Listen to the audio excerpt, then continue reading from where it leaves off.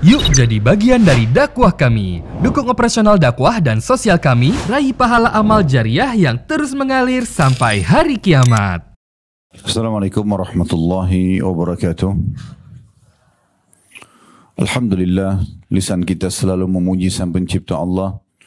Sebagai seorang muslim, kita sangat yakin Alhamdulillah adalah kalimat penghubung antara seorang hamba dengan Tuhannya.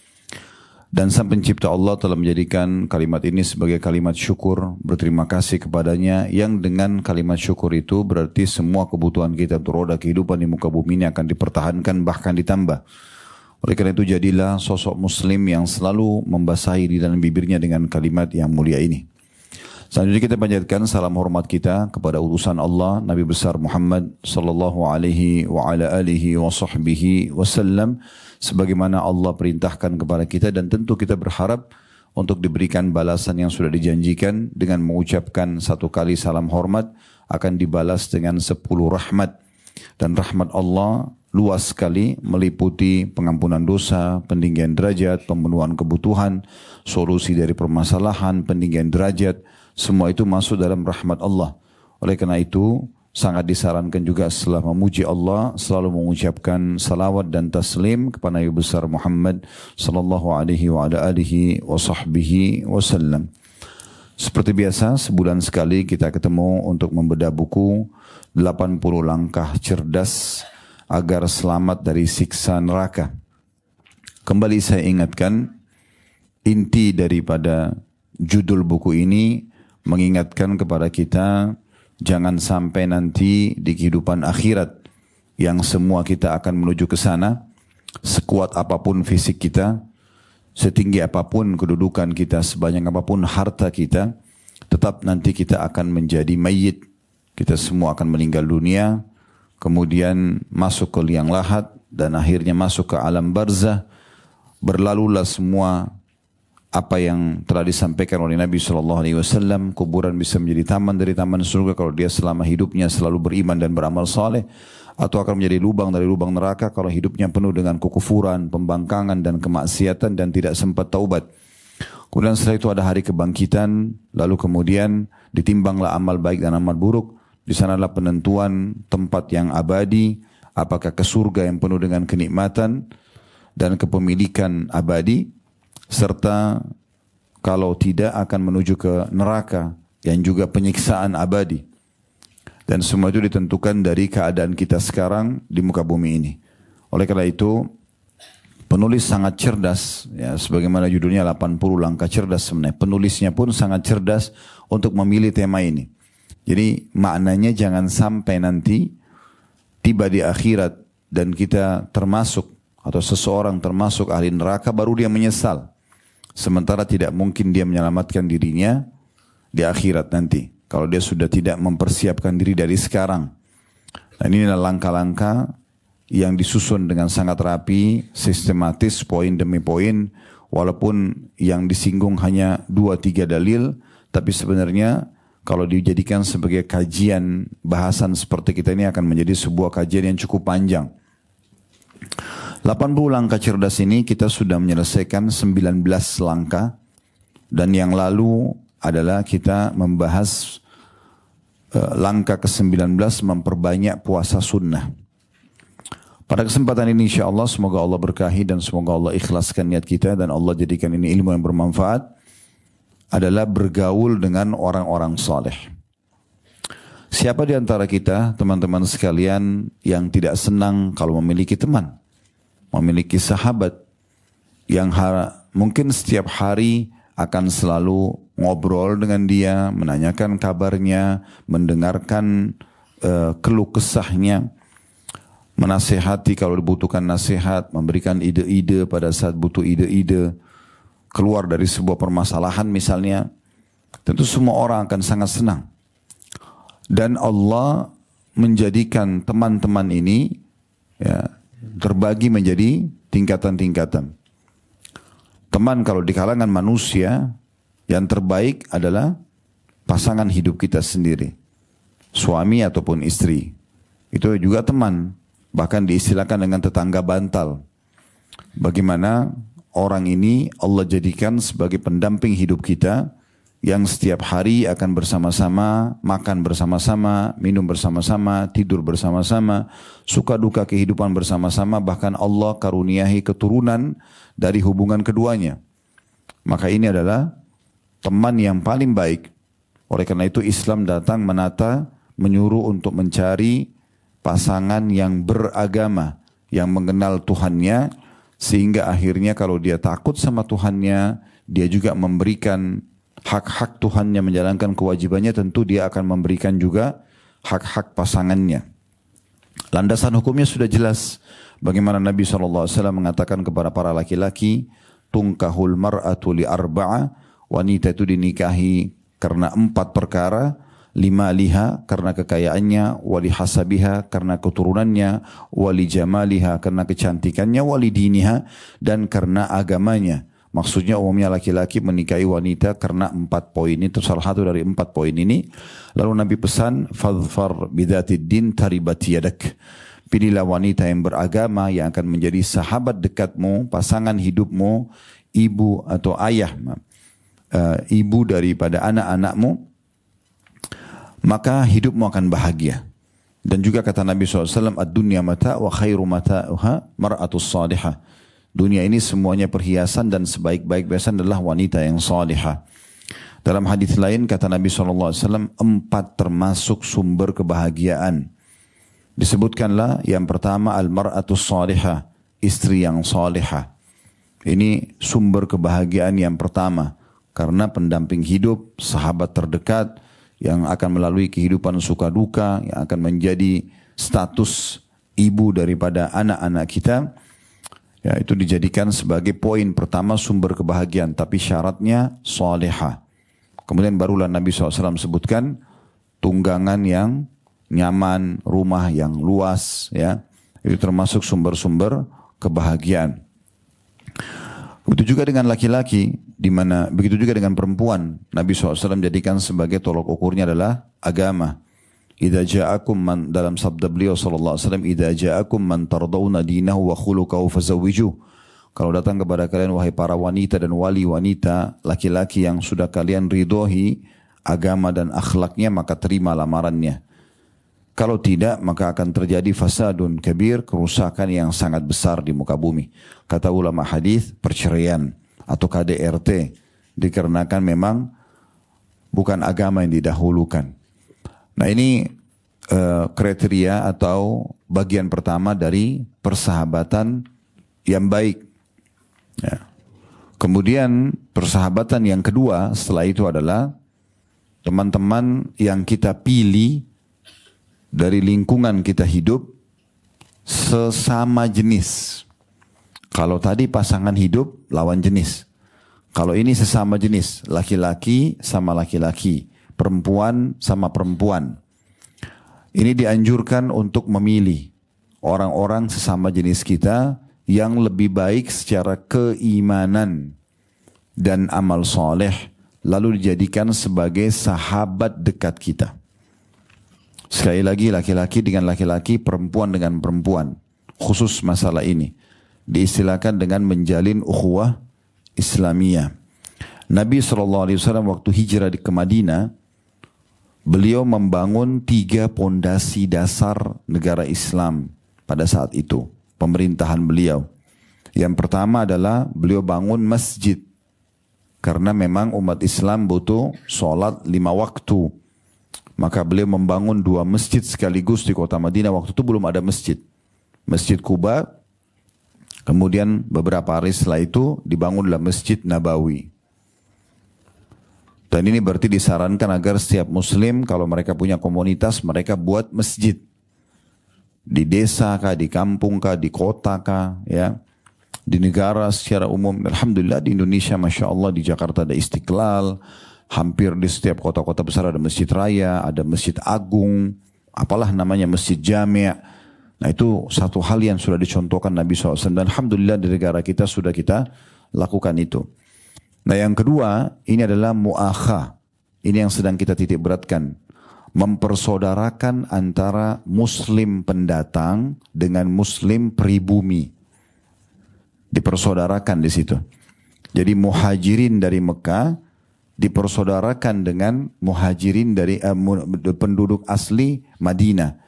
Dari dua suku Arab, Aus dan Khazraj, nanti nama mereka setelah Islam adalah Ansar. Maksudnya pendukung Nabi SAW. Jadi Nabi SAW melakukan mu'akha ini, persaudaraan secara umum. Muslim terhadap muslim yang lain harus menganggap mereka sebagai saudaranya. Jadi Islam itu lintas suku, lintas negara, lintas jabatan, lintas fisik. Nggak ada semuanya itu. Pokoknya dia syahadat, dia saudara saya. Seperti itu. Ya. Kemudian ada ukhuwah khusus. Persaudaraan khusus. Masih di poin ini ya. Masih di poin yang kedua ini. Pondasi yang kedua itu menjalin persaudaraan. Bagaimana Nabi SAW memilih individu-individu muslim dari penduduk Mekah. Ya, dipersaudarakan secara khusus dengan penduduk Madinah. Seperti contoh persaudaraan yang masyhur antara Abdurrahman bin Auf radhiyallahu anhu penduduk Mekah, orang kayanya Mekah, dengan Sa'ad radhiyallahu anhu dari penduduk Madinah. Ya, dan kisah masyhur bagaimana Sa'ad pada saat itu menyambut dengan gembira karena Nabi tunjuk, kamu sekarang bersahabat sama ini. Nah, seperti itu Nabi pilihkan secara individu. Jadi ini dari sini landasan hukumnya kenapa kita memilih sesama jenis kita, ya. Untuk kita pilih tapi orang yang lebih baik dari kita, dari sisi keimanan, dari sisi amal soleh, supaya mereka bisa mempengaruhi kita. Maka Nabi SAW mempersaudarakan, dan Sa'ad radhiyallahu anhu sangat gembira pada saat itu. Kebetulan beliau adalah orang terkayanya Madinah. Maka beliau mengatakan, wahai Abdurrahman, sebagai bentuk bukti saya mencintai kamu karena Allah sesuai dengan Nabi suruh ini, maka hari pertama kita bersahabat ini, perlu kamu tahu ada dua hal yang saya tawarkan. Yang pertama, kebun kurma di kota Madinah ini setengahnya punya saya. Saat ini orang terkayanya Madinah. Setengah Madinah ini kebun kurmanya itu punya saya. Di negara Timur Tengah ini perlu Bapak Ibu tahu, orang itu kalau hanya sekedar punya rumah besar, punya mobil mewah, itu belum dianggap kaya. Orang kalau kaya, orang di dunia kaya itu kalau punya kebun kurma. Ya, karena kebun kurma ini sepanjang tahun menghasilkan, ya, dan selalu aja mendatangkan manfaat. Maka oleh karena itu kebun kurma jadi tolak ukur. Maka dia mengatakan, wahai Abdurrahman, sebagai bentuk persahabatan kita ini, ya, pembukaannya supaya kamu tahu saya serius dan saya terima persahabatan yang Rasulullah SAW tunjuk ini, saya akan bagi dua harta saya itu. Jadi bayangkan kalau misalnya ada orang di Jakarta ini, setengah perusahaan di Jakarta punya dia. Begitu ada pendatang dari luar, belum pernah ketemu sebelumnya, tapi karena orang soleh, lalu dia langsung tawarkan, saya sebagai bentuk persahabatan kita ke depannya karena Allah, setengah perusahaan saya semuanya, misalnya dia punya 30 perusahaan, 15 punya kamu. Ini kayaknya nggak mungkin terjadi di masa sekarang. Ya. Mungkin kalau saudaranya datang dari kampung atau dari kota lain, dipinjamin mobil aja susah. Ya. Apalagi mau bicara berbagi saham perusahaan. Tapi kita lihat pelajaran luar biasa. Kemudian tidak cukup di situ. Sa'ad berkata, saya memiliki 2 orang istri. Lihat salah satunya, kemudian pilih yang kamu cocok, saya ceraikan, setelah masa iddah kau boleh nikahi. Dia bukan bilang, nikahi istri saya yang sudah tua ya. Enggak. Kamu lihat salah satunya, saya akan datangkan, lihat mana yang cocok, kamu tunjuk, kemudian saya ceraikan, setelah masa iddah kau boleh nikahi. Ini pengorbanan yang luar biasa. Gitu kan? Bagaimana bisa seorang laki-laki mau menceraikan tetangga bantalnya, ini nggak mudah, gitu kan? Kecemburuan pasti akan ada karena sudah terjadi interaksi biologis. Tapi subhanallah dia lakukan itu. Tapi Abdurrahman radhiyallahu anhu laki-laki mulia, saleh. Salah satu ciri kesolehan dia seperti ini, ya. Maka Abdurrahman mengatakan, semoga Allah memberkahi di 2 penawaran ini, di hartamu dan juga keluargamu. Jadi maksudnya adalah, jangan kau berikan aku harta itu, tidak usah, cukup terima kasih atas niat baik itu, tidak usah juga kamu ceraikan istrimu. Cukup tunjukkan aku di mana pasar, itu aja. Pasar Madinah di mana? Karena aku baru hari ini masuk Madinah nih, baru berapa hari belum tahu Madinah. Tunjukkan aku di mana pasar, maka saat tunjukkan sana di pasar. Abdurrahman datang, dia lihat mayoritas yang dijual di pasar itu adalah perlengkapan perkebunan, karena mayoritas mereka perkebunan kurma. Maka dia datang ke kios yang paling besar, kemudian dia negosiasi, bagaimana kalau saya beli jatuh tempo, saya ambil barang sekarang, besok saya bayar. Maka pemilik toko itu setuju, kemudian mulai Abdurrahman dagang mulai hari itu. Subhanallah, berjalan beberapa waktu, Allah berkahi karena niatnya yang baik. Maka Abdurrahman sampai memiliki pasar sendiri di Madinah. Bukan cuma punya kios, tapi dia melihat ada lahan-lahan yang kurang produktif di Madinah. Dia izin kepada Rasulullah SAW sebagai pemerintah, ya Rasulullah, bagaimana kalau saya kelola tanah ini menjadi pasar? Maka dia pun membuat kios-kios, kemudian dia persilahkan para pedagang untuk datang supaya mempermudah masyarakat Madinah untuk dagang. Dan bayarannya tidak harus dibayar kecuali orang yang mau sukarela saja, mau memberikan bayaran. Akhirnya beliau menjadi orang kayanya muslimin juga. Tapi ini contoh saja. Mu'akhah terjadi atau terjadi kesepakatan antara dua pihak, laki-laki dan dengan laki-laki, perempuan dengan perempuan, menjalin persahabatan dekat seperti ini. Nah ini landasan yang kedua yang Nabi SAW bangun. Kemudian landasan yang ketiga di kota Madinah adalah mu'ahadah, kesepakatan damai dengan orang-orang non-muslim. Kesepakatan damai. Jadi waktu itu umat Islam terdiri dari suku Aus, suku Khazraj, ini dua suku asli Madinah, dan Muhajirin, pendatang dari Mekah.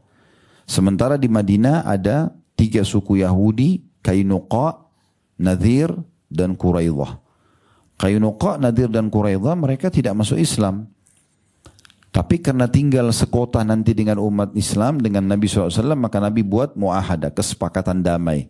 Sama-sama mempertahankan Madinah, sama-sama tidak saling mengganggu. Ya, seperti itulah. Nah seperti kita sekarang di Indonesia ini, Masya Allah berjalan semua ini. Karena semua warga negara Indonesia punya hak yang sama, mau agamanya beda pun sama, gitu kan. Ini poin yang luar biasa gitu. Ya, ini poin yang luar biasa yang harus kita syukuri. Apalagi momen kemerdekaan baru saja berlalu kemarin.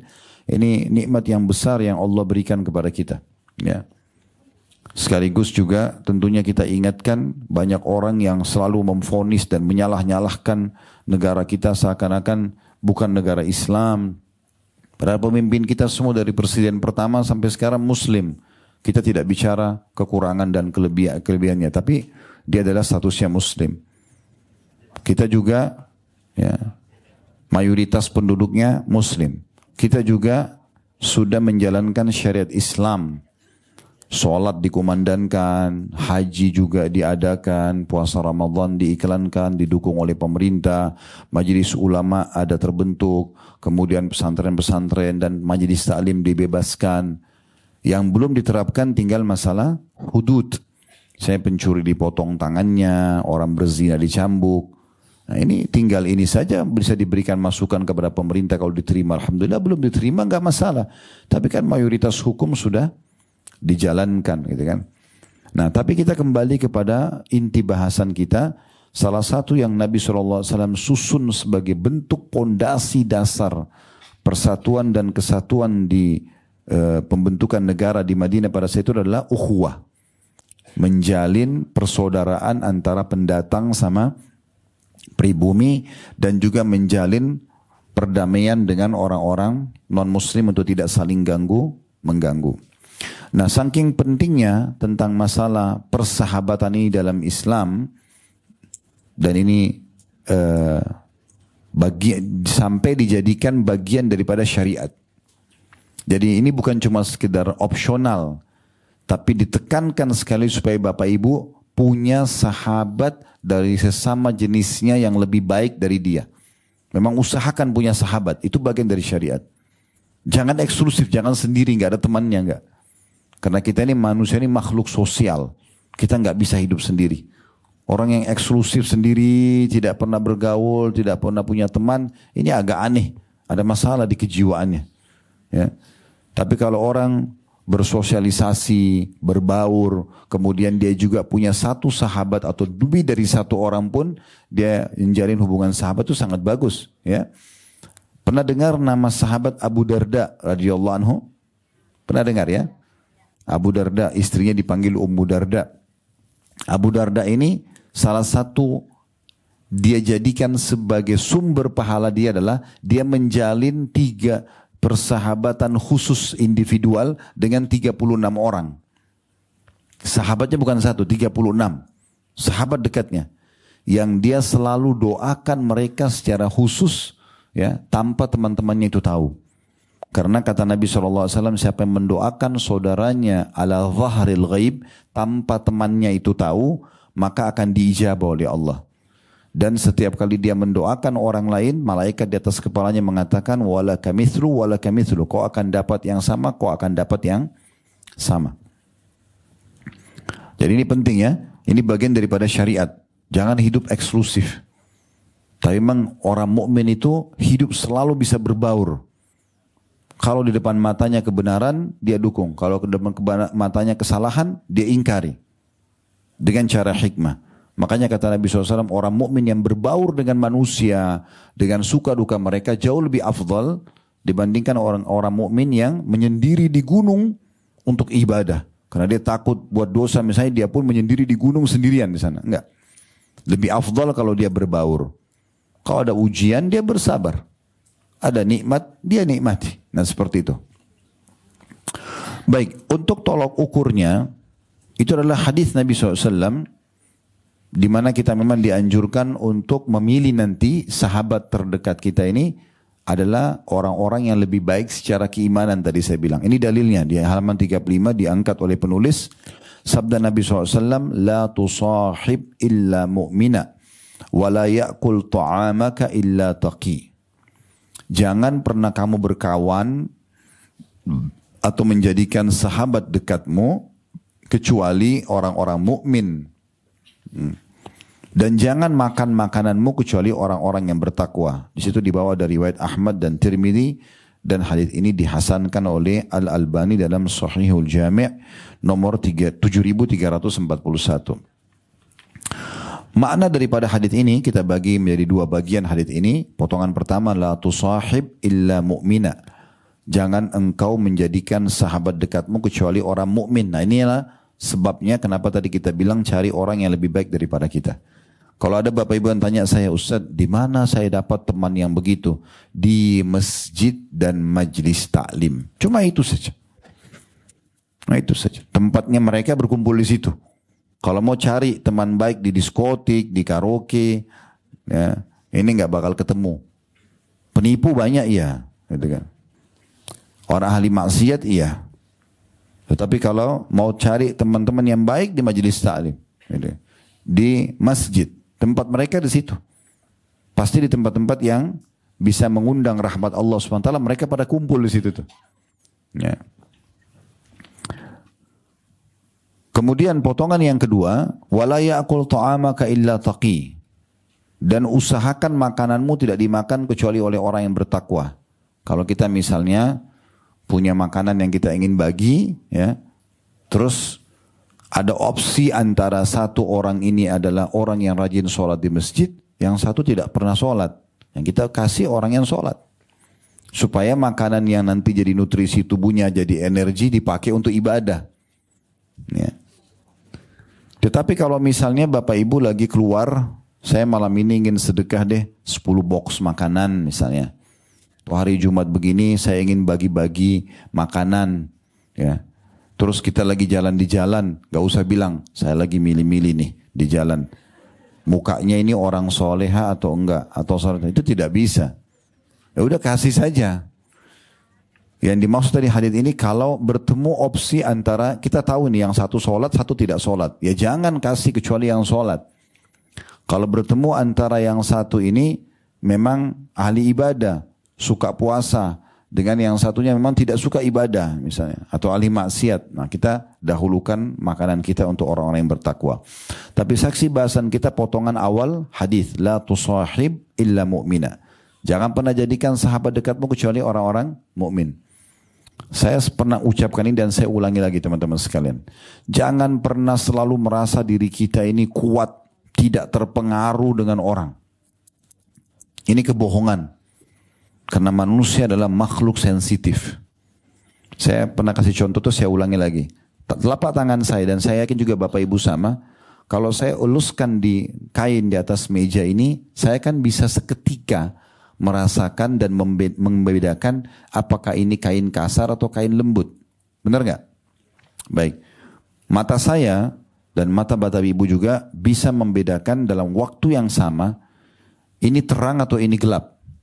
Telinga kita saking sensitifnya bisa membedakan ini bising atau ini suara yang halus atau syahdu misalnya. Hidung kita bisa membedakan bau busuk, bau wangi seketika. Lidah kita bisa bedain mana asam, mana manis seketika. Kan begitu. Semua ini sensitif. Semua dari luar ini sampai dalam hati kita pun sama. Jadi kalau ada orang misalnya nonton film India 2 jam, terus dia bilang saya tidak terpengaruh. Bohong atau enggak? Bukan saya yang bilang loh, ibu-ibu di sini yang bilang. Iya. Karena kan pasti berpengaruh kan. Kalau senang dia senang, kalau sedih dia sedih kan gitu. Nah sama kalau ikut di pengajian, berpengaruh nggak? Berpengaruh. Sekarang kita bicara tentang neraka, siksa kubur, kan berbeda. Ya. Jadi kalau kita berteman dengan orang yang ceritanya zinanya tadi malam di hotel, mabuknya tadi malam, konsumsi narkotika, dia ceritakan, kita terpengaruh nggak? Terpengaruh. Cuma memang persentase pengaruhnya mungkin tergantung. Ada yang terpengaruh langsung mau coba, ada yang mungkin minimal sudah terekam di otak dia. Setan jadikan sebagai pegangan. Kapan dia mulai lemah imannya, setan masukin tuh. Oh coba aja ini, kok kamu lagi stres misalnya. Kan bisa begitu. Nah sebagaimana juga kita kalau duduk sama teman-teman yang ceritanya, sudah tahu belum surah Al-Furqan ayat 27 sebab turunnya apa? Surah An-Nisa ayat 82 misalnya. Orang kan majelis taklim kan ngomongnya begitu. Ya. Hadis ini sudah pernah dengar belum? Kemarin tuh ada ustadz singgung masalah sahabat Nabi atau sahabiat Nabi ini. Kan ngomongnya begitu. Ini 2 alam yang berbeda sekali. Ini juga akan berpengaruh pada kita. Mungkin kalau orang baru hijrah, baru ikut di taklim, agak kesulitan dia. Ini yang dibicarakan surah An-Nisa, surah yang mana? Saya baca Quran aja belum bisa.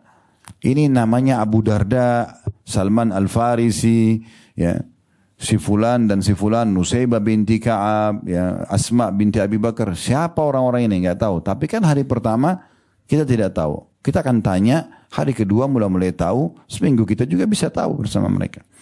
Sering saya kasih contoh. Kalau teman ini contoh saja. Kalau seandainya ada orang yang tidak merokok, tapi dia berteman dengan 10 orang perokok.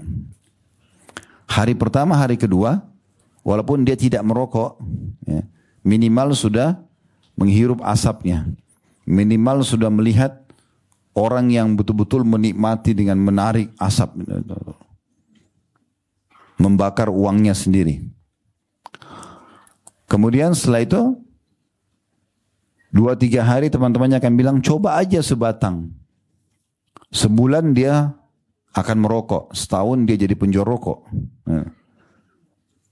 Begitu juga orang minum khamr, begitu juga dengan berteman dengan orang berzina, begitu juga berteman dengan orang pegosip, orang fitnah. Hari pertama, hari kedua belum berpengaruh, seminggu terpengaruh. Mungkin setahun dia malah menjadi sumber utama daripada maksiat tersebut. Nah kita balik sekarang. Kalau seseorang tidak bisa membaca Al-Quran, lalu dia berteman dengan 10 orang hafid Quran.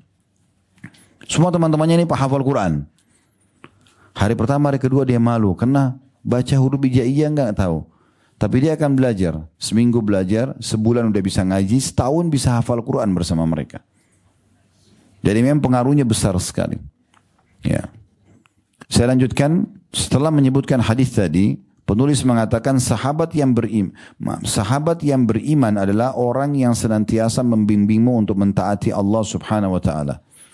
Kalau mau tahu orang itu baik atau tidak, selain tempat tadi di majelis taklim sama di masjid, maka kalau kita berteman sama dia, dia selalu pandu nggak sih? Ada pengajian di sana, kamu udah sholat belum? Kita sedikit melanggar, loh kok kamu lakukan itu kan tidak boleh. Nabi kan larang. Nah, kalau ada orang seperti ini yang layak jadi teman. Menjauhkanmu dari maksiat kepada Allah. Mendoakanmu sesudah kamu mati. Ya, kalau orang-orang soleh atau soleha, pasti dia kalau temannya meninggal pun dia sibuk mendoakan. Ya. Bahkan ia juga akan memberi syafaat untukmu pada hari kiamat. Sering saya bahasakan, menuju ke akhirat, karena kita semua pasti akan mati. Demi Allah akan mati. Walaupun kita seorang olahragawan, ya, walaupun kulitnya masih kencang, walaupun baru investasi bisa mati seketika. Ya, maka kita harus paham teman-teman, kita sekarang menuju ke akhirat. Di akhirat itu akan ada timbangan amal. Nah, salah satu yang bisa membantu kita untuk menyelamatkan di timbangan amal kalau kurang adalah syafaat namanya. Pertolongan. Dan pertolongan ini banyak. Ada syafaat dari para malaikat, dari para nabi-nabi, ada orang-orang beriman, dan ada sahabat dekat. Sahabat ini bisa memberikan syafaat. Kalau kita berteman dengan orang-orang yang baik, amalnya banyak, maka walaupun amal kita lebih sedikit dari dia, tapi karena kita bersahabat, dia bisa menolong kita. Karena orang nanti kalau ditimbangan amal, misalnya amal solehnya lebih berat daripada dosanya. Maka misal contoh amal solehnya 100 ribu. Ini contoh saja angkanya. 100 ribu pahala. Dosanya misalnya 1000.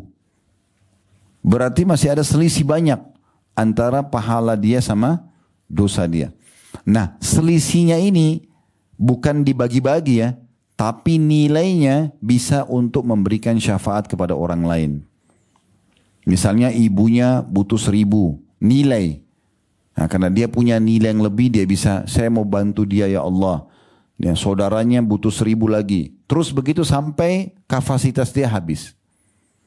Kata Nabi SAW, ada di antara umatku, karena banyaknya amal soleh dan sedikitnya dosanya, bahkan bisa dikatakan tidak ada dosa, karena bertobat setiap hari kepada Allah, selalu menjaga diri dari yang haram, dia bisa memberikan syafaat sebanyak suku Mudar. Mudar ini suku Arab yang paling banyak anggotanya. Bisa jutaan orang. Ada orang nanti dari umat Muhammad SAW ini saking banyaknya pahalanya dia bisa memberikan syafaat begitu banyak orang. Jutaan orang dia bisa tunjuk. Saya tolong si fulan ya Allah, saya tolong si fulan ya Allah gitu. Saking banyaknya amal soleh. Makanya saya bilang teman-teman sekalian, menuju ke akhirat bawa 2 hal dan jangan bawa 2 hal. Bawa 2 hal ini apa?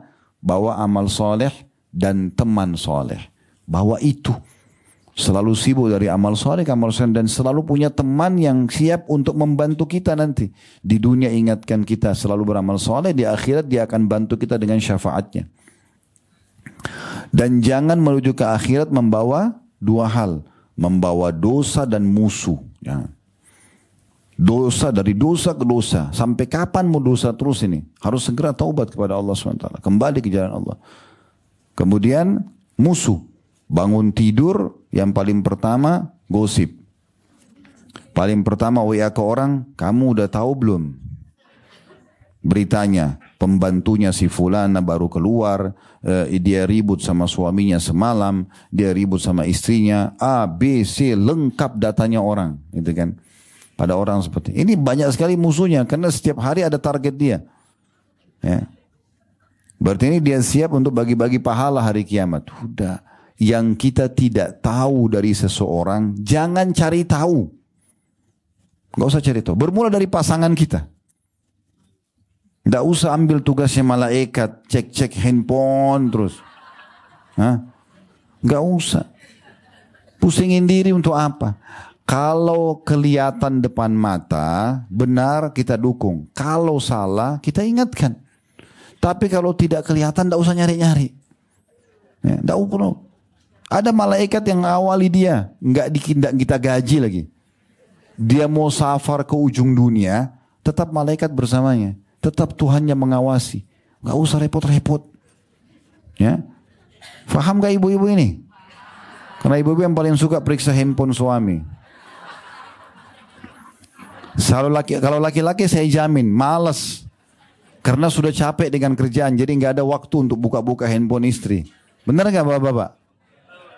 Benar tuh. Biasanya orang kalau lagi di rumah banyak waktu begitu. Dan tidak enak hidup kalau dimulai dengan kecurigaan. Curiga aja terus. Gak ada kenikmatan. Serahkan kepada Allah. Ingat, kalau kita tidak tahu jangan cari tahu. Gitu kan. Ada orang kadang-kadang Allah kasih dia waktu lowong. Kata Nabi SAW, ni'matani magbunun kathirun minan nas. Dua nikmat yang banyak dilalaikan oleh orang. As-sihhatu wal faraq. Sehat, kesehatan dan waktu lowong. Waktu lowong itu kalau pas lagi lowong, isi, dengarin pengajian, zikir, ya, cari pekerjaan yang bermanfaat. Jangan duduk mulai pegang remote TV. Dari acara ke acara. Habis waktunya. Kenapa? Saya nggak tahu, nggak ada kerjaan. Loh subhanallah, itu nikmat itu. Nggak boleh disia-siakan. Ya. Atau ada orang sengaja buka kontaknya, cari. Siapa nih kira-kira temannya dia yang bermasalah. Terus mulai ditelepon. Kamu ada masalah? Apa-apa curhat aja sama saya. Kok cari kerjaan itu kenapa? Karena lagi kosong waktunya. Kenapa harus dengerin curhatannya orang? Kalaupun ada yang bilang saya mau curhatan, oh maaf saya nggak terima curhatan. Udah nggak bisa gitu, ya. Sampai sering saya bahasakan, Bapak Ibu sekalian, kalau mau curhat hanya kepada pemilik alam semesta ini, kepada Allah. Udu, sholat, tuangkan dalam sujud. Semuanya bahasa kita sampaikan kepada Tuhan kita. Itu yang benar. Curhat pada Allah. Kalau manusia itu konsultasi. Ke ustadz konsultasi sama ustazah, ke dokter konsultasi. Apa itu konsultasi? Dok, kepala saya sakit sudah 2 hari, obatnya apa? Itu konsultasi. Kalau curhat itu, dok saya mau cerita dulu ya. Nih panjang nih ceritanya. Minggu lalu saya keluar naik mobil, cuaca panas. Sebenarnya belum pusing sih dok. Ya.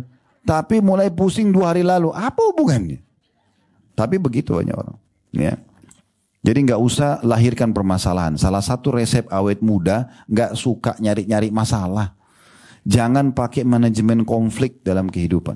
Nggak usah. Oh kalau rumah tangga tenang-tenang aja, kayaknya ada rahasia nih. Ini bodoh bener gitu. Orang lagi nikmat-nikmat kok gimana? Dianggap pasti ada rahasia. Di Amerika itu pernah dibuat satu dalam ilmu ekonomi, manajemen konflik. Jadi ada satu pengusaha di sana. Waktu saya S2 sempat saya susun makalah tentang masalah itu. Kebetulan saya yang dapat lagi manajemen konflik. Jadi saya coba baca referensi-referensi ini banyak benar. Dan itu ternyata dibuat, saya lupa namanya, salah satu pengusaha di sana dia buat sistem manajemen konflik. Apa maksud dasarnya? Dia melihat kalau perusahaan itu tenang-tenang saja, kayaknya ada masalah nih. Harus ada konflik di dalam, baru perusahaan itu maju. Contoh pengusaha owner perusahaan itu sengaja meletakkan dompet untuk menguji pegawainya. Sengaja melahirkan konflik. Dengan konflik itu berarti nanti akan sehat perusahaan. Dan itu dibantah oleh pakar-pakar ekonomi di sana. Tapi lucunya banyak orang taruh itu manajemen konflik di rumahnya. Sengaja konflik. Persahabatannya. Kayaknya kalau tenang-tenang aja gak mungkin ini. Pasti ada rahasia. Pasti ada begini dan begitu. Ada umur terbatas. Ya. Ingat, waktu lowong itu penting sekali. Sampai seorang salafus saleh pernah melihat anak muda ngobrol kosong di pinggir jalan. Ya, ada orang begitu, duduk ngobrol, mungkin ini cerita sudah 10 tahun diulang-ulangi. Ya, temannya sudah hafal di luar kepala. Gitu kan. Karena itu terus yang diceritain sama dia. Kata orang ini apa pada saat lewat? Kalau seandainya waktunya orang-orang ini bisa dibeli, saya mau beli. Biar saya pakai. Sebagian salafus saleh saking ingin memaksimalkan waktu, mereka maaf ini bahasa saya memang seperti itu diceritakan, kalau mereka masuk ke WC, karena di WC nggak bisa baca buku, gitu kan? Mereka suruh anak mereka baca kitab di luar WC, kerasin suara. Kalau kita sekarang sudah bisa nyalain handphone, radio, TV, mungkin ceramah, sambil kita di WC bisa kita dengarin gitu, supaya tetap ada manfaatnya. Begitu mereka maksimalin, gitu kan? Jadi nggak usah nyari-nyari musuh, ya. Nggak usah nyari-nyari musuh. Dosa dan musuh ini jangan dibawa hari kiamat karena merepotkan kita. Satu orang saja kita punya masalah di dunia, misalnya kita masalah tetangga kita sudah nggak nyaman dan setiap saat bisa diserang sama dia. Bagaimana kalau kita punya 10 musuh, 20 musuh? Sekarang di media ini orang setiap hari lahirkan musuh. Ya, ini nanti pilpres pilih yang mau yang ingin saja sudah. Nggak usah ribut-ribut, jangan suami istri ribut. Satu nomor 10, satu nomor 11. Ribut suami istri. Ngambek. Enggak biologis. Enggak keluar sama-sama. Bodoh benar ini. Kalau mau pilih yang satu ya sudah pilih. Sudah selesai. Enggak usah ribut gara-gara itu. Musuh-musuhan. Juga ibu-ibu kalau enggak penting enggak usah masuk lah di situ. Nanti gorengannya mah hangus tuh. Ya, sambil goreng, sambil ngomong, kamu nomor berapa? Untuk apa? Gak ada manfaatnya. Doakan aja supaya Allah berikan yang terbaik buat negara kita. Itu yang penting. Baik, dalil selanjutnya. Surah Az-Zukhruf ayat 67. Ini yang diangkat oleh beliau dulu kita bahas ya. Surah Az-Zukhruf ini bunyinya ayat 27. Al-akhillau yawma'idhim ba'duhum li ba'din aduun illal muttaqin. Teman-teman akrab pada hari itu, maksudnya hari kiamat, sebagiannya menjadi musuh bagi sebagian yang lain kecuali orang-orang yang bertakwa. Allah gambarkan di sini nanti di hari kiamat, orang-orang kan banyak bersahabat nih selama di dunia. Nah nanti di hari kiamat banyak sekali orang yang bersahabat di dunia dan jadi musuh hari kiamat. Kenapa? Karena mereka selama di dunia saling dukung-dukung dalam kemaksiatan yang membawa pada api neraka. Maka mereka tuduh-tuduhan, kamu yang dulu suruh saya, kamu yang ajak saya, kamu yang bayarin saya gitu-gitu. Orang kan ribut hari kiamat nanti. Ya. Di dunia mereka sama-sama buat dosa, sama-sama ke diskotik, sama-sama buat bayaran hotel zina, sama-sama segala macam. Tapi di akhirat mereka saling musuh. Lalu kata Allah, kecuali orang-orang yang bertakwa. Itu tidak akan musuh-musuhan. Karena mereka saling ngajak ke majelis ta'lim. Ayo ke pengajian itu yuk, ayo ke masjid ini yuk, ayo sedekah ke sana yuk. Dan seterusnya itu kebaikan semua. Ayo umroh dan haji yuk misalnya. Kata beliau selanjutnya di halaman 36-nya, adapun teman yang fasik. Fasik maksudnya buruk ya, jauh dari agama. Maka dia terus menggiringmu untuk bermaksiat kepada Allah dan menjauhkanmu dari segala bentuk ketaatan kepadanya. Karena itulah permusuhan yang akan terjadi di antara mereka pada hari kiamat sangatlah kuat. Sebagaimana Allah berfirman. Nah ini ayat ini tolong fokus ya. Allah sudah bocorin buat kita apa yang terjadi nanti di akhirat. Hari ini sudah sampai di kuping Bapak Ibu sekalian dengarkan. Cerna baik-baik dengan akal dan hatinya, terapkan dalam kehidupan. Jangan nanti di hari itu kita menyesal karena salah memilih teman. Ya. Bunyinya wa yauma, ini dalam surah Al-Furqan ayat 27 sampai 29. Wa yauma ya'addu adh-dhalimu 'ala yadayhi yaqulu ya laitani ittakhadhtu ma'ar rasuli sabila ya wailata laitani lam attakhidh fulanan khalila laqad adallani 'anidh dhikri ba'da idh ja'ani wa kana asy-syaitanu lil insani khazula. Dan ingatlah hari ketika orang zalim menggigit dua tangannya. Nanti akan saya sebutkan siapa yang Allah maksud dalam ayat ini ya. Dan ingatlah ketika orang zalim menggigit dua tangannya seraya berkata, aduhai kiranya dulu aku mengambil jalan bersama Rasul. Kecelakaan besarlah bagiku. Kiranya aku dulu tidak menjadikan si fulan itu sebagai teman akrabku. Sesungguhnya dia telah menyesatkan aku dari Al-Quran ketika Al-Quran itu datang kepadaku dan adalah syaitan yang tidak mau menolong manusia. Ayat ini tahu nggak turun kepada siapa? Ini manusia yang paling rugi di dunia. Ini turun ini. Di kota Mekah dulu, di fase Nabi SAW. Ada satu orang namanya Uqbah bin Abi Mu'aid. Siapa Uqbah ini?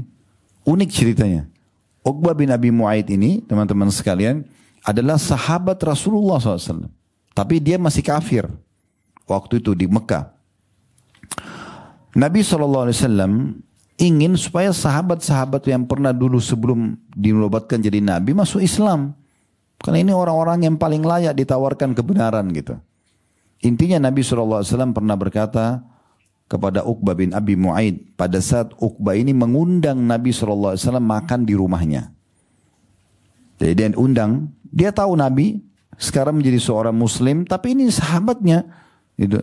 Maka dia undang Nabi SAW makan di rumahnya. Waktu Nabi SAW menjawab undangan itu, beliau kasih syarat, wahai Uqbah, kalau kau mau aku bertamu, menjadi tamu, aku makan makanan ini, aku minta engkau syahadat. Masuk Islam. Maka Uqbah, karena dia rasa ini sahabatnya, ini tamunya, dan syaratnya mau bertamu, ucapin syahadat, maka dia ucapin syahadat. Uqbah bin Abi Mu'aid ini, salah satu tokoh Mekah.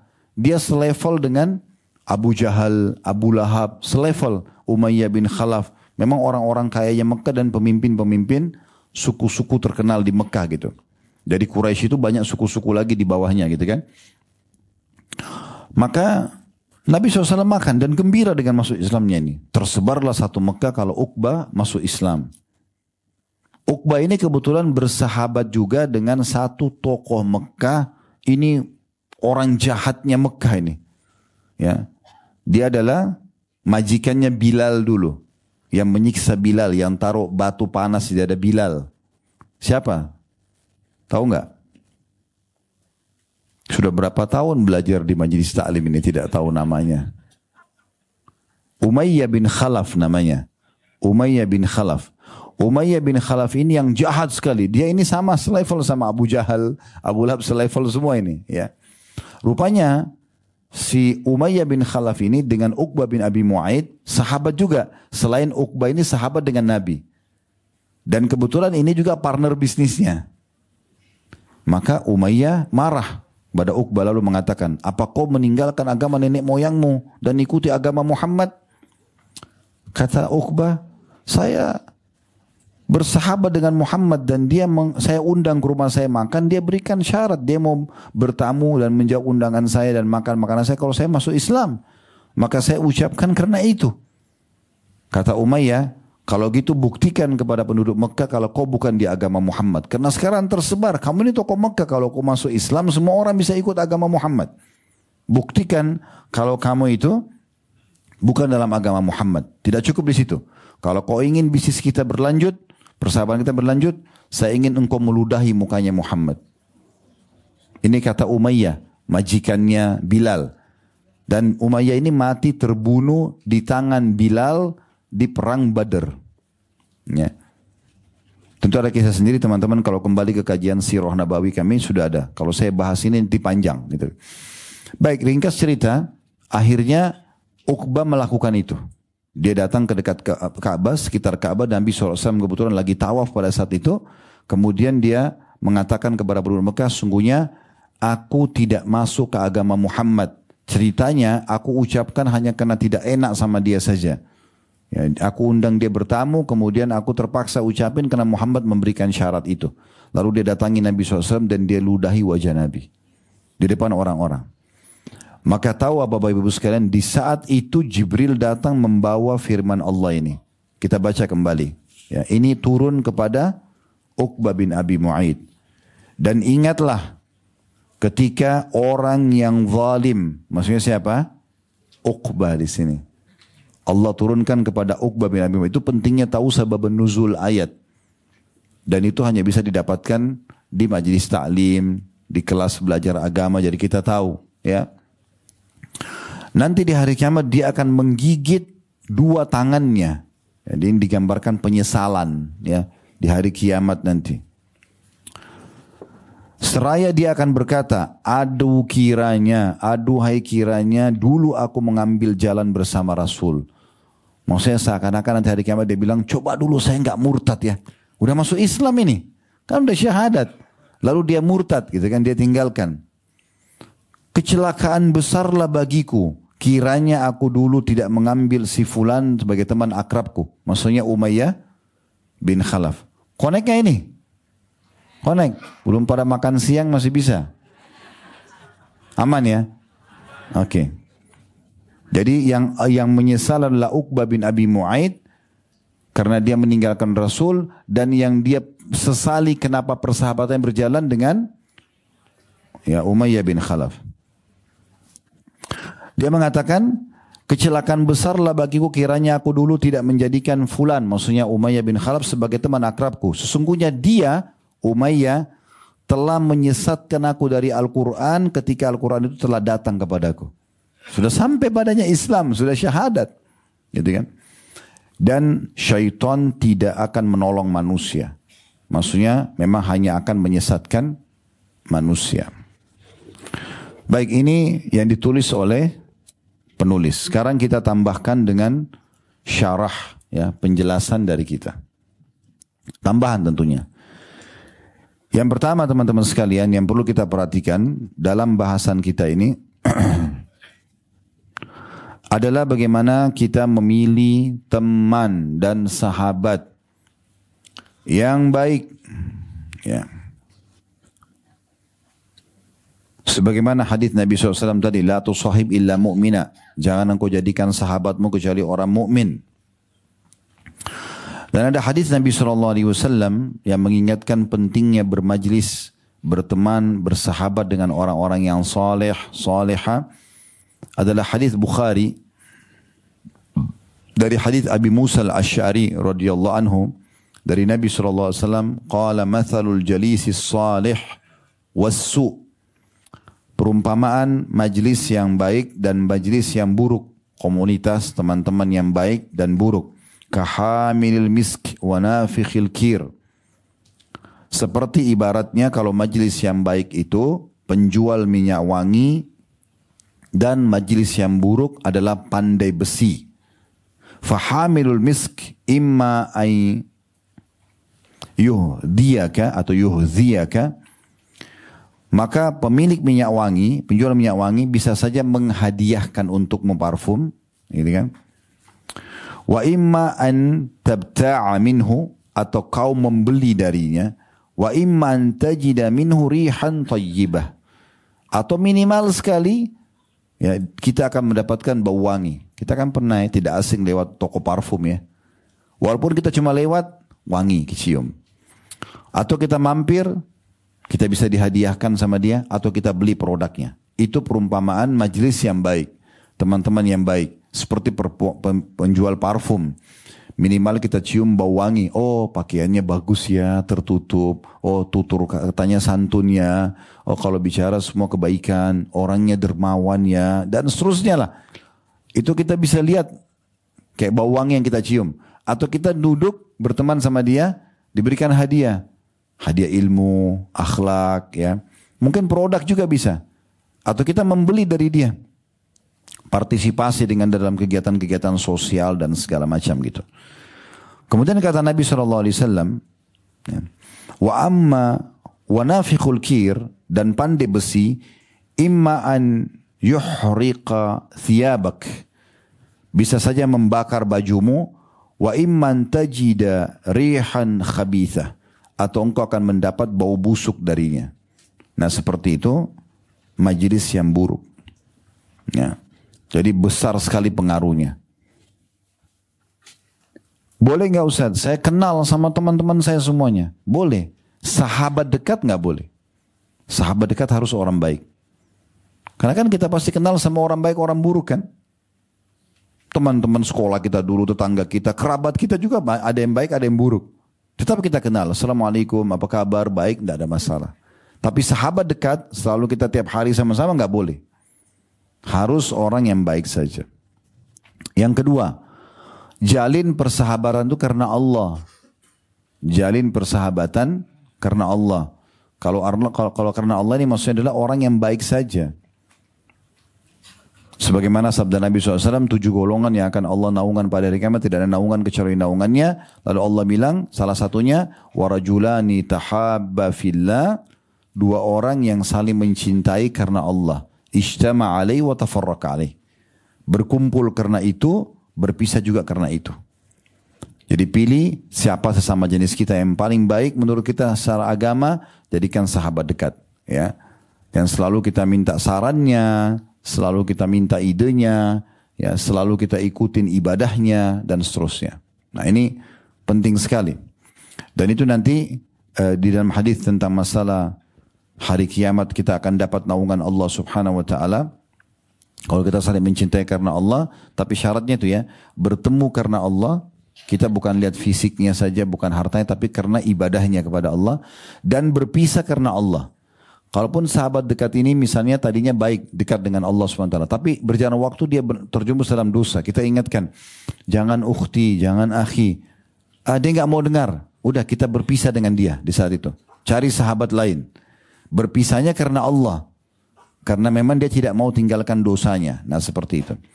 Dan orang yang saling mencintai karena Allah ini banyak sekali keutamanya. Di antaranya hadis Nabi SAW, di hari kiamat nanti Allah akan memanggil orang-orang yang saling mencintai karena Allah.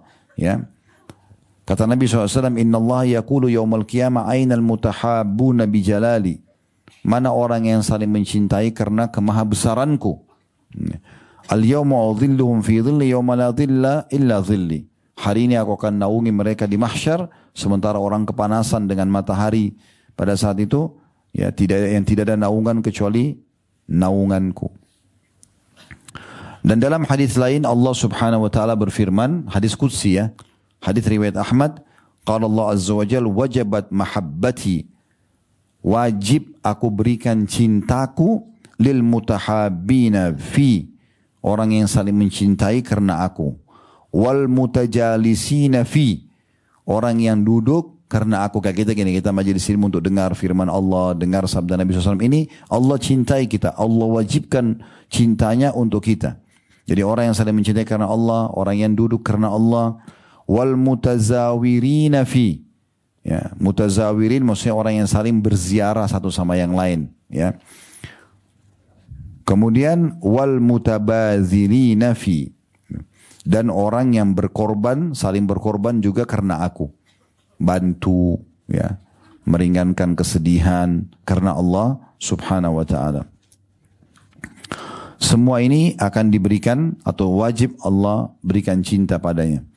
Dalam sebuah hadis Muslim juga diceritakan, pernah ada kisah an rajulan, kata Nabi SAW, zara akhan lahu fi qaryah. Seseorang menziarahi saudaranya yang lain, tidak ada hubungan kerabat sama dia, di satu negeri yang berbeda. Fa arsadallahu lahu ala madrajatihi malakan. Falamma ata alaihi, maka Allah datangkan sosok malaikat yang ada tiba-tiba muncul di tengah-tengah perjalanan orang tersebut. Ya, Allah utus malaikat. Ketika orang itu sedang menuju ke desa atau negeri yang dia targetkan untuk mendatangi saudaranya. Qala aina turid? Malaikat itu mengatakan, kamu mau kemana? Qala uridu akhan li fi hadhil qaryah. Kata orang itu, aku ingin menjenguk atau mendatangi saudaraku di negeri ini. Qala hal laka alaihi min ni'mah, ya, tarubbuha? Maka malaikat itu mengatakan, apakah kamu mau bertemu dengannya karena kamu punya hak? Ada haknya, ada sesuatu nikmat yang kau kejar dari dia. Maka orang itu mengatakan, ada enggak sesuatu yang secara duniawi menguntungkan kamu di situ? Dia mengatakan, faqala la. Dia mengatakan tidak. Ghaira anni ahbabtuhu fillahi azza wa jal. Yang mendorong aku datang karena aku hanya cintai dia karena Allah yang maha mulia dan maha tinggi. Qala fa inni rasulullah ilaik. Maka mereka itu mengatakan, ketahuilah aku adalah utusan Allah khusus datang kepadamu, bi anna Allah qad ahabbaka kama ahbabtahu fi. Bahwasanya Allah memerintahkan aku menyampaikan kepadamu kalau Allah mencintaimu karena engkau telah mencintainya karena Allah. Seperti itulah. Dan termasuk sunnahnya, teman-teman sekalian, kita mengucapkan kepada orang itu, ya. Kita mengatakan, saya mencintai anda karena Allah. Kalau bahasa Arabnya, uhibbuka fillah. Kalau laki-laki, kalau perempuan, uhibbuki fillah. Ya. Jadi kita mengatakan ka dan ki aja bedanya. Kalau laki-laki, uhibbuka fillah. Kalau perempuan, uhibbuki fillah. Ya. Karena pernah ada satu majelis, dalam satu majelis ada seorang laki-laki yang sangat suka dengan seorang laki-laki yang lain dari sisi ibadahnya. Bagus sekali ibadahnya. Lalu kata orang itu, ya Rasulullah, saya cinta orang ini karena Allah. Kata Nabi SAW, kejar dia dan ucapkan di depannya. Suruh ucapkan, uhibbuka fillah atau uhibbuki fillah. Ya. Itu hadis riwayat Imam Ahmad. Kemudian setelah itu tidak cukup dengan itu, kita harus menunjukkan persahabatan yang benar. Ya. Yaitu peduli dengan keadaannya, terus nanya kabarnya, senyum pada saat bertemu, ya. Memberikan nasihat kalau dia butuh nasihat, mengingatkan, mendukung kalau dia berbuat baik, mengingatkan kalau dia berbuat salah, ya. Banyak sekali dalil masalah ini, diantaranya hadis riwayat Muslim dari hadis Abi Dzar radhiyallahu anhu. Beliau berkata, qala li Nabi sallallahu alaihi wasallam, berkata kepadaku Nabi sallallahu alaihi wasallam, la tahqiranna minal ma'rufi syai'a, jangan pernah engkau pelit dengan satu kebaikan, walau an talqa akhaka biwajhin talq. Walaupun engkau bertemu dengan saudaramu dalam kondisi, ya, wajah yang ceria, tersenyum, ya. Juga hadis yang masyhur, kan, kata Nabi SAW, tabassum fi wajhi akhika sadaqah, senyum di depan wajah saudaramu adalah, ya, sedekah.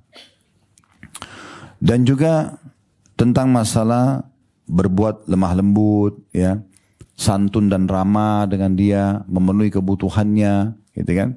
Sampai sebagian salaf mengatakan, aku menjalin hubungan persaudaraanku karena Allah ini lebih aku jaga dibandingkan hubungan persaudaraan kandungku, seibu sama seayah.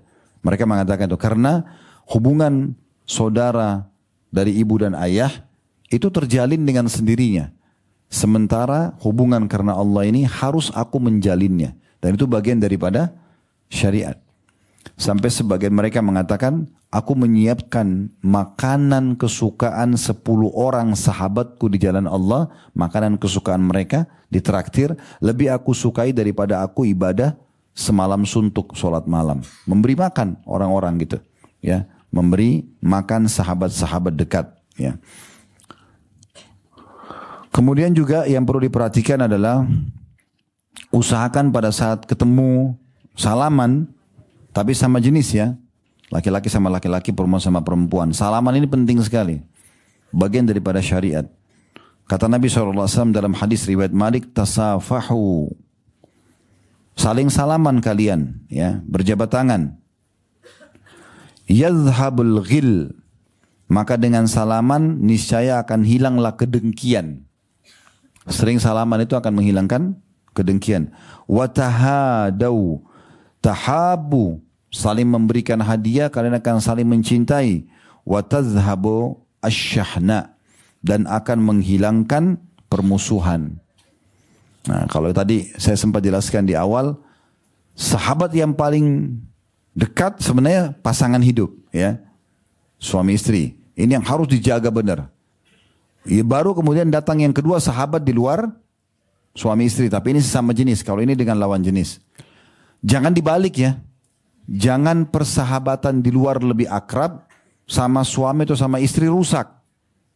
Ini nggak benar. Tolok ukurnya persahabatan orang itu bagus kalau kita sudah tahu dengan pasangannya bagus. Memang begitu, ya. Kita mau tahu laki-laki ini baik atau tidak, lihat bagaimana penilaian istrinya. Kita mau tahu perempuan ini baik, bagaimana penilaian suaminya. Memang begitu. Ya, karena orang terdekat itu kan yang lihat dia setiap hari, bahkan mungkin dengan maaf tidak berbusana pun dia sudah tahu semuanya. Berarti orang ini orang yang paling kenal, gitu kan? Luar dalamnya. Makanya pernah para sahabat bertanya tentang Nabi SAW. Seakan-akan mereka sudah lihat Nabi kalau di luar luar biasa, wibawa, santun, dermawan, semua sifatnya. Dan mereka mau tahu Nabi di rumah bagaimana. Maka mereka tahu orang yang paling Nabi cintai adalah Aisyah radhiyallahu anha. Maka mereka bertanya, datang kepada Nabi Ummul Mukminin Aisyah lalu mengatakan, "Kaifa kana khuluqun Nabi sallallahu alaihi wasallam?" Dalam hadis riwayat Muslim. Bagaimana menurut Anda sebagai istri akhlaknya Rasulullah? Di luar rumah kami sudah tahu nih. Kalau di rumah bagaimana? Saking sulitnya Aisyah menggambarkan bagaimana indahnya dan sempurnanya Nabi sampai beliau cuma mengatakan kana khuluquhul Quran. Kalau mau tahu akhlaknya Nabi, Al-Quran. Jadi seperti Al-Quran yang berjalan. Sangat baik. Sangat ramah, sangat santun, sangat dermawan, sangat pemaaf, sangat penyabar. Semuanya berkumpul padanya. Ya, sallallahu alaihi wasallam. Teman-teman sekalian, saya akan singgung 2 poin ini. Kalau dalam rumah tangga, jalin dan selalu hidupkan suasana yang indah antara keduanya. Perbaharui selalu dengan sering salaman, sering ngobrol, sering saling memberikan hadiah. Ya. Yang saya tahu ini biasanya laki-laki yang sibuk kasih hadiah istrinya. Istri ini tidak pernah kasih hadiah suaminya. Benar nggak? Kok pada nolak? Surveinya begitu. Kok kamu sudah lama nggak kasih saya bunga? Begitu suaminya kasih, terima kasih ya, selesai. Dibalas nggak? Oh itu Masya Allah ada yang balas. Makanya yang jawab cuma 2-3 orang. Yang banyak keluhan sampai ke saya tidak. Ustadz saya sudah selalu kasih hadiah istri saya sudah selalu mengalah. Tapi yang terjadi tidak seperti itu. Keluhannya orang ya begitu. Nah indah sekali rumah tangga itu. Persahabatan suami istri ini kalau betul-betul kita saling mencari pahala satu sama yang lain. Ya, saya sebagai suami bagaimana membahagiakan istri saya ini? Apalagi gitu. Karena Allah semuanya. Maksudnya karena Allah ini tidak melanggar hukum Allah. Bagaimana saya selalu membuat dia senyum, dia bahagia, dia senang gitu-gitu. Nah istri juga begitu, bagaimana dia mengejar itu dari suaminya. Bagaimana ini suaminya selalu senang, bahagia, dan itu terus yang dikejar. Ya. Bahasa ringkasnya sebenarnya ridho ya, mencari ridhonya. Nah Nabi kasih tadi kata kuncinya. Saling memberi hadiah, saling bersalaman, ya. Seperti itulah, saling memaafkan kalau ada kesalahan. Ya, mendukung pasangan. Jadi kalau ada pasangan kita sedang melakukan pelanggaran, jangan biarkan itu seperti tangannya sedang ditarik oleh syaitan menuju ke neraka. Jangan kita biarkan syaitan mengambil dia. Loh, itu pasangan kita. Raih kembali tangannya, ingatkan, salah loh ini. Ini syaitan lagi berbicara, jangan sampai diikutin. Nah gitu. Kita harus lepaskan dia. Contoh. Begitu juga dengan sahabat setelah itu, di luar. Ya, sahabat di luar. Kita boleh minta saran kepada pasangan, kira-kira menurut kamu bagus gak sih kalau saya berteman sama si fulan, itu bisa. Tapi jangan minta saran orang di luar, saya lanjutin rumah tangga saya atau tidak sih. Karena untuk konsultasi ini harus pada ahlinya. Ya, ahlinya berarti ahli agama ya. Kalau ada masalah rumah tangga, tanya kepada ustadz atau ustazah. Rumah tangga saya seperti ini. Jangan teman, karena teman itu hari ini bisa teman, besok bisa jadi musuh kan. Dia kalau sudah tahu kesalahan kita hari ini, ada aib kita, maka dia bisa jadikan sebagai senjata. Kan itu. Ini kalau bertemu antara sahabat kita dari luar dengan pasangan hidup ya. Seperti itulah. Kita bisa minta saran dari pasangan untuk berteman sama siapa saja. Tapi jangan dibalik. Jangan pasangan yang sudah halal kita minta saran teman kita. Apalagi kalau sarannya sama orang yang salah. Ya. Dia tanya tentang rumah tangga, tapi dengan temannya yang belum menikah. Ya. Ngerti apa dia? Dia nggak ngerti. Harus pada ahlinya, orang yang sudah paham.